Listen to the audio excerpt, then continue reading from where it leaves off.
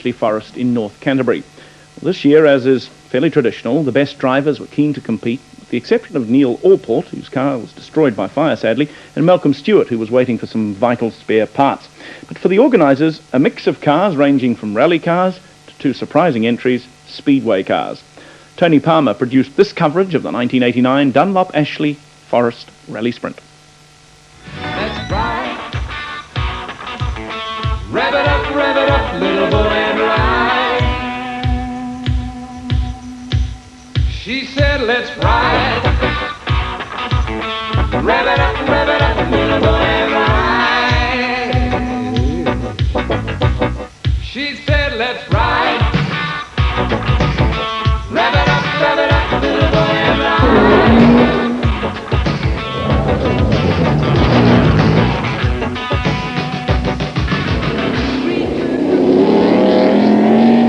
That I hear you say that's not a rally car. Right. One of the good things about this event is the variation of vehicles. Yeah, of course, we will have rally cars here this weekend. And some good views of the track as well from those rally cars. But along with them will be a couple of speedway cars running demonstration runs. Top contenders here from all around the country. And along to do battle with them, here's Blondie Chamberlain in the Speedway Rover. Combination of a few bits and pieces. And his compatriot from Speedway, Dennis Bolt from Christchurch. This is just a new challenge for us. We're here to try and show that Speedway technology is maybe up on the pace with all the latest rally technology. It's a bit of a gamble for us, and we've never done anything like this before. Always rely on Trevor Crow to come up with something different. How about a Skoda with a Oldsmobile V8 in the back? I came back because we had to build a car. We had too many parts lying around from all the other ones we'd built. And what about this fellow, Barry Robinson, who comes back every year? This time he's put a huge wing on the back of the car, which can be adjusted by the co-driver on a lever that looks a little like a handbrake. Gives them downforce and gives them traction. Looking at the top competitors here, Ray Wilson from Auckland, one of two FIA International A-seated drivers. And his car, the Mazda 323, four-wheel drive, turbo. And this one somewhere around 250-odd horsepower. Chris Barnes from Rotorua. Chris Barnes, a favourite competitor here, rolled last year, has two internationals behind him. And the car's interesting too. It's a Renault 5 Turbo. Doesn't look as though it should be competitive here, but believe me, it is.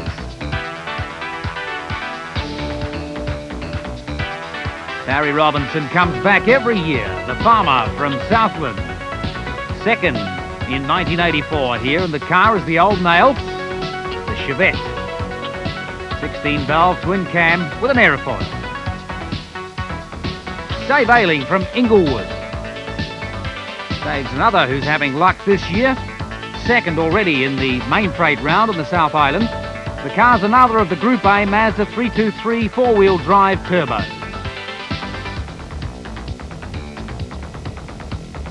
Possum Board, a favourite with the crowd and with many rally people in New Zealand. Another FIA A-seated driver, now a full-time works driver for Subaru. And of course the car is the Subaru Turbo RX four-wheel drive. Number 19. Kimmy Austin, he loves this hill and he comes back every year. Second last year to Rodney Millen here. And probably the most competitive of the locals in the last few years. The RX-7, which was a burnt-out shell just a few weeks ago and rebuilt for this. Let's have a look at the course. It's 1.7 kilometres long. The average lap time for the top competitors is around 1.7, and they have reached speeds of 165 kilometres an hour on the downhill section of the course. Starts uphill, relatively straightforward. As Ray Wilson says, it starts here and finishes over there, and everything in between is quite difficult. After the hairpin, they're on the downhill there, getting up to very high speeds and a couple of tricky corners towards the end. Let's take you for a tour around it inside the car. This is the uphill piece. A few little kinks here on the way up and a couple of pieces that can catch you out. A slight right-hander here. Quite a steep climb, in fact. Real advantage to have horsepower on this track. This next couple of corners here is where a lot of people get caught out. Right-hander leading to the left here, hooking the wheel over the side, and continuing on this uphill piece until they get to the hairpin. Now that's the bit you've got to get right, that hairpin. Very, very important. You can lose a couple of seconds there without even knowing it. On the downhill now, over a little hump here. And this is a really fast piece of the circuit. Notice different lines for different drivers and cars. Very, very fast on this last little piece of the course. Around this last right-hander past the finish line. The quickest today will be around 1:5:16. A major talking point about this course is whether or not they can get up here and down again in a minute. In all the years we've been running here, it was thought to be impossible until last year when along came Rodney Millen.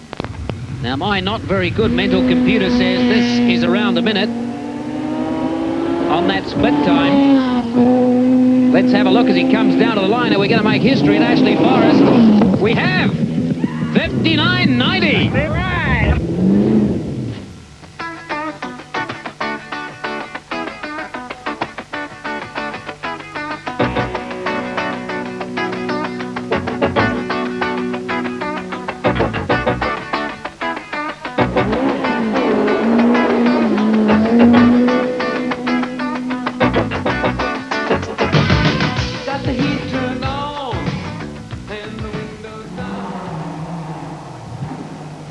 Fine day. And looking at the highlights now, the quickest qualifiers for Saturday. Kim Austin, as you might expect. Car number 14. He loves this hill and he gets very fired up when he comes here.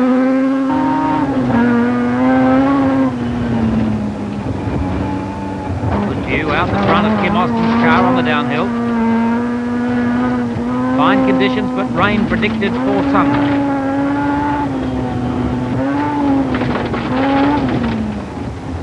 Time of 1:05:76 for Kim Austin.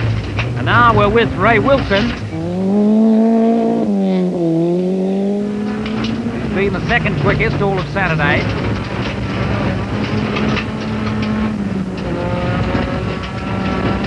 Now towards the finish for Ray Wilson.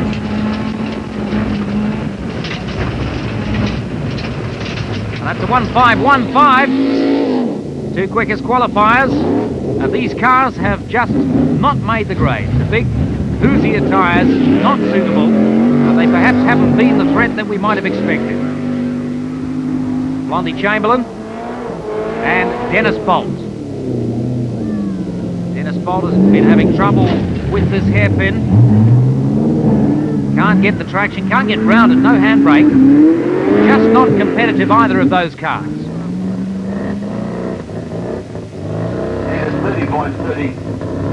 As you can see, the weather has changed. Might just catch a few out.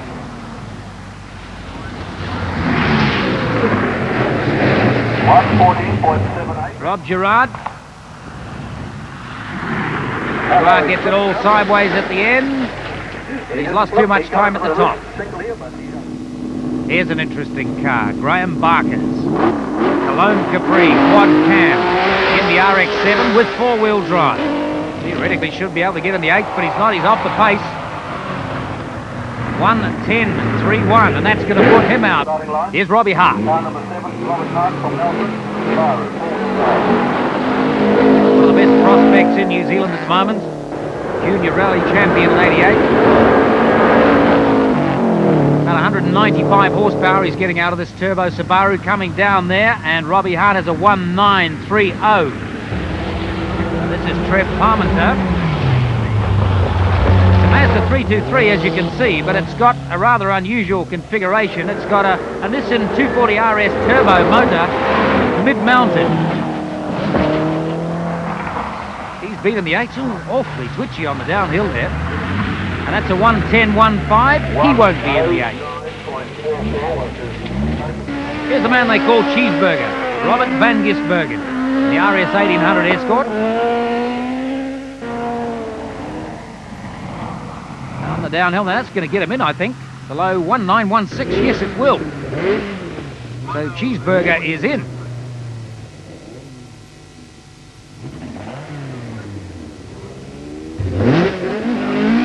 With all of this overnight rain, what's happened is that the clay comes to the surface and it's a bit like a sponge. The fellas with four-wheel drive and good tyres have a real advantage. And the guys with two-wheel drive are going to have to work overtime on this circuit. Let's look anyway at the top 8 qualifiers. Here's those who are in. Top qualifier, Possumbourne. Cheeseburger's in. Barnes is in. Austin's in. Teasdale's in. Robinson's in. Wilson's in. And the last is Ailing. First to go, in numerical order, it's Kenny Austin. The cow farmer from Waitakaruru. Very likeable fellow.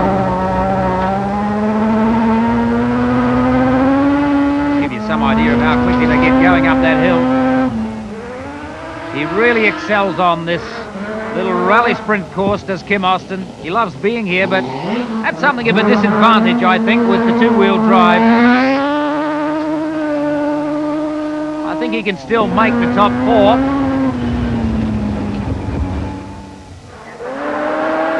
Let's have a look as he comes down. Kim Austin. 1786. Well, we'll know shortly if that'll be enough. Here's Cheeseburger, Robert Van Gisbergen.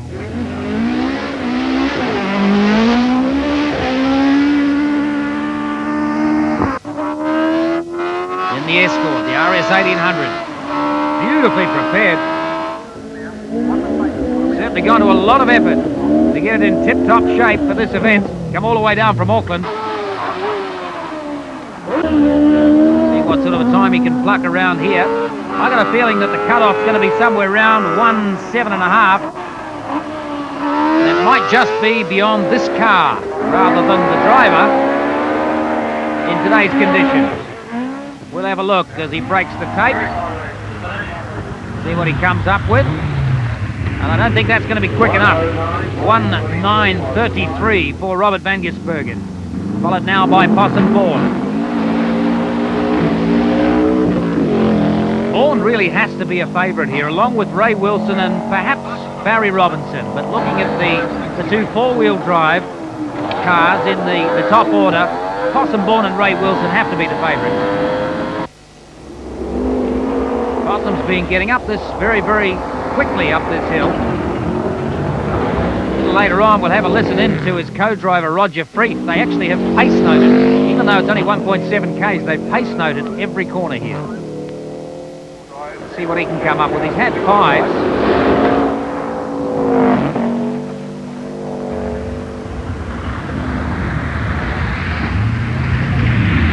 Wow, can you believe that? 1:04.63.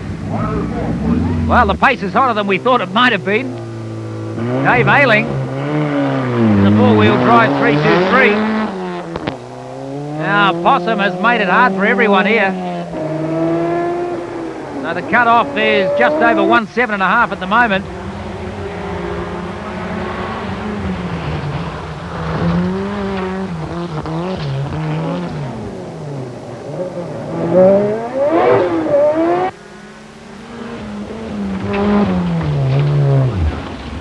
Dave Ailing. Oh, that's a mistake that will cost him possibly a second.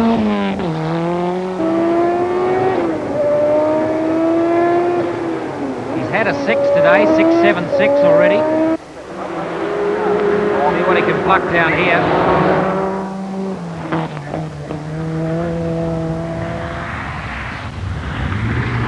$1:08.53. Is that going to be enough? As Tony Teasdale lines up.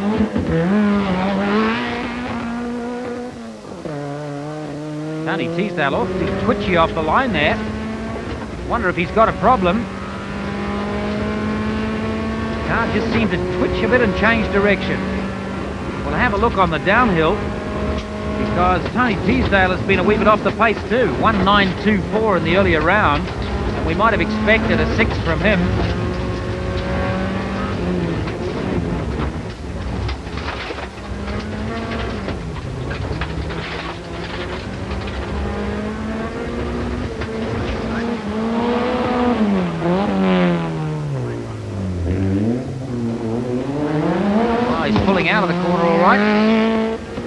look, but his split time was down. He should have been up to the top in about 39, but he was 41.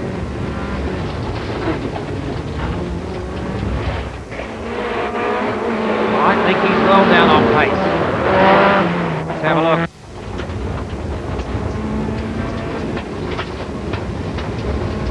It's been awfully slow coming down, and it's a 1:13.34. That's well out. Barry Robinson. The laconic farmer from Southland, who said the car's been in the powerhouse since this time last year and hasn't turned a wheel, so it should be brimful of energy for this year's event. You have to agree with him. When he comes here, it's just amazing what he can do in a car that theoretically should be uncompetitive. You see the co-driver sits right in the back seat, and he's got this massive aerofoil on which he can adjust the attitude of for more downforce. He really wants to be in the 7s. 7.59 will do. Now Chris Barnes.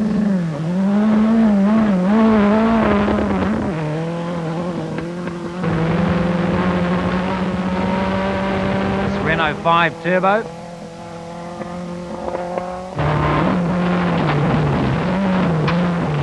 Ray Wilson still to come, remember, after Chris Barnes.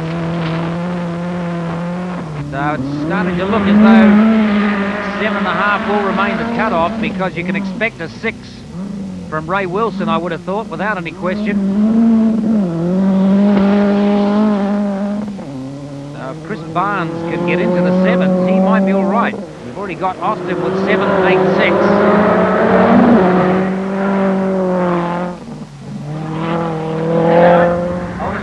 Have a look as he comes down here. Over the rear wheels, he'll lock out. 7.73, and assume Wilson, who's to go now, will pull in the 6s. I think Barnes will be the last of the 4. Possum Bourne's definitely in.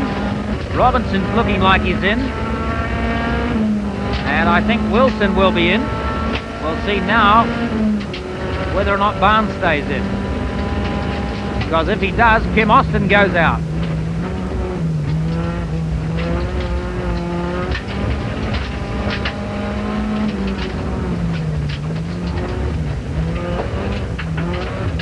Ray Wilson has been very, very consistent. His best time so far is a 1.515. So assuming that he knows what pace has to be done, running last numerically, I think we can rely on him for a 6 at least. Amazing when you consider that Rodney Millen was under the minute last year here. The closest anyone's got is 5 seconds outside that time.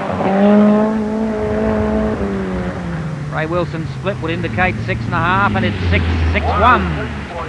So Kim Austin is out by the looks. Cheeseburger's out. Kim Austin is out.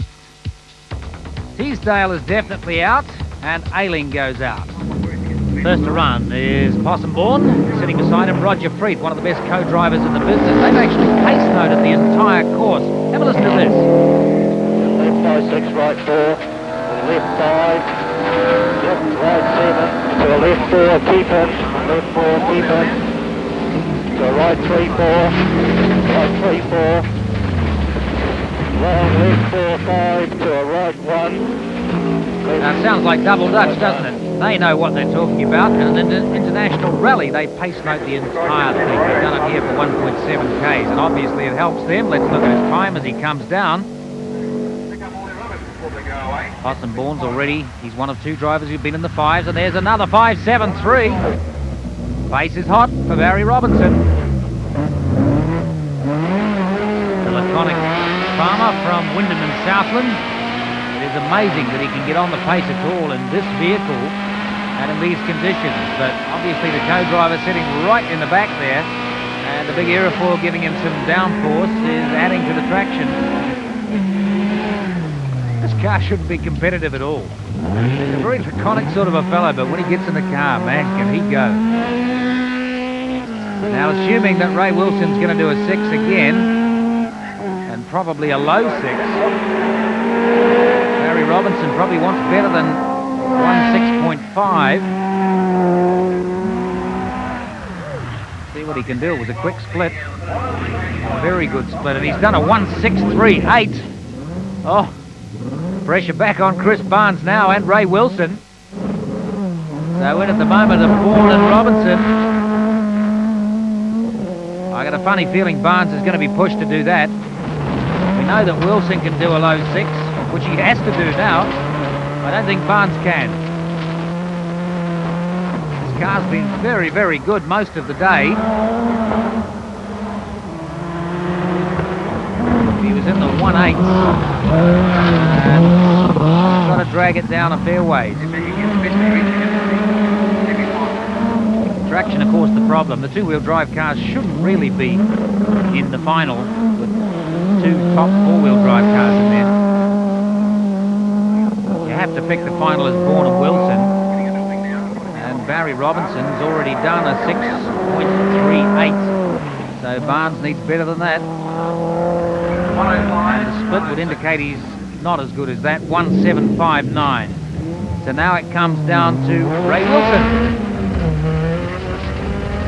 The time he's got to beat to get in the final is 1:6.38. Possum Bourne with a 1:5.73. Barry Robinson with a 1:6.38.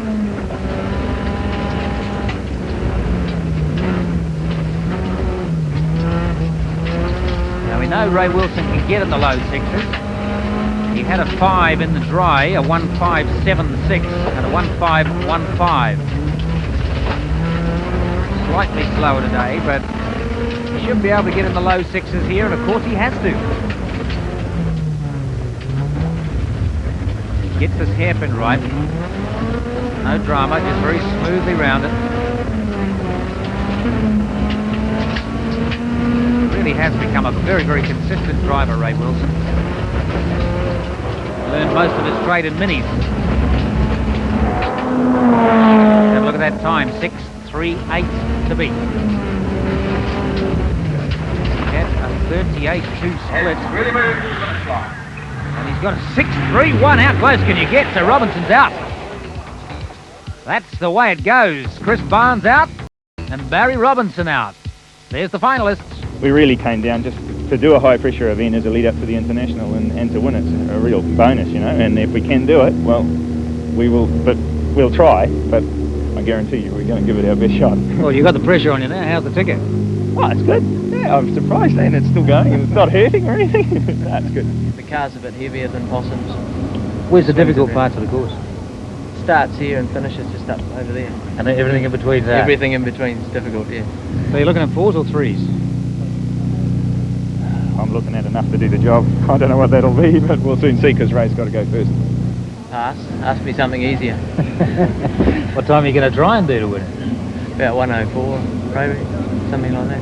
Very hard to determine, Tony. The traction's a big problem up there. And after a cold day on the rain, who are the spectators picking? Ray Wilson. Ray. Well, he's a better driver, isn't he? It's got to be Possum Bourne. We've come all the way from Pukekohe to watch him do it. Ray Wilson is who we'd like. Possum Bourne's going to take it out today. Yeah, Ray Wilson, I reckon. Mazda 323. Yep, can't go wrong. Ray Wilson in the Mazda. They're picking Possum Bourne. Definitely Possum, yeah. Good to see there's plenty of support for both drivers. I think it'd have to be neck and neck. If anything, Possum Bourne has got a little advantage with the weight. Ray Wilson's got to go first. He's the slower of the two qualifiers.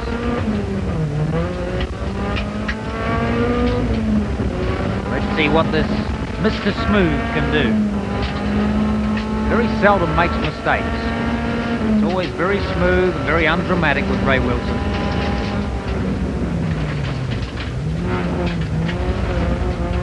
Just gets the job done.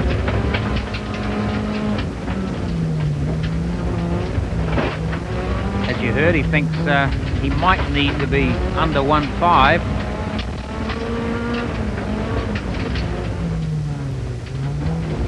All you can do when you go first is make sure there are no mistakes, no lost time with wide lines or mistakes.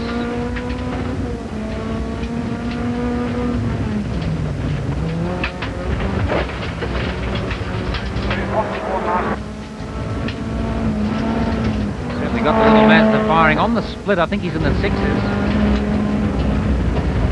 It's going to be a low 6. 1625 for Possum Born to beat now. Hey, 106.25 is not as quick as your previous runs. You happy? Averagely so, yeah. Any mistakes in there? No, not really, Tony. Just the car, through Bay car, against the conditions, I think. Is that going to be enough, or are you nervous? Oh, I don't doubt if it'll be enough. Really. All-wheel drive. Just sit here and watch then. Sit here and watch, that's it, yeah. 1625 for Possum Born to beat now.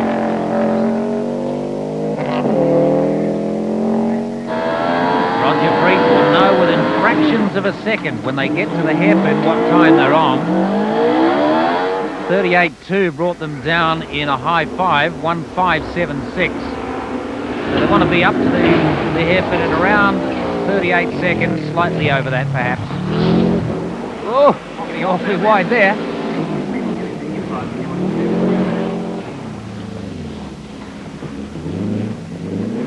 Got something like 170 kilos weight advantage on Ray Wilson. Similar sort of horsepower. But it all comes down to the clock. His split to the hairpin was just over 38, so he's going to be in the 5. 1:5.28, and that's it. Possum Born has won it. 1:05.28. Well, it looks like really the look between there again. I think the new person there, even with a blown radiator hose, as long as he's steaming. Oh, excellent. Thanks, Rog. Excellent job. Not a problem. Thank you very much. Hard work, mate. Yeah. Cold what work. was actually the time? 5:28. 5:10.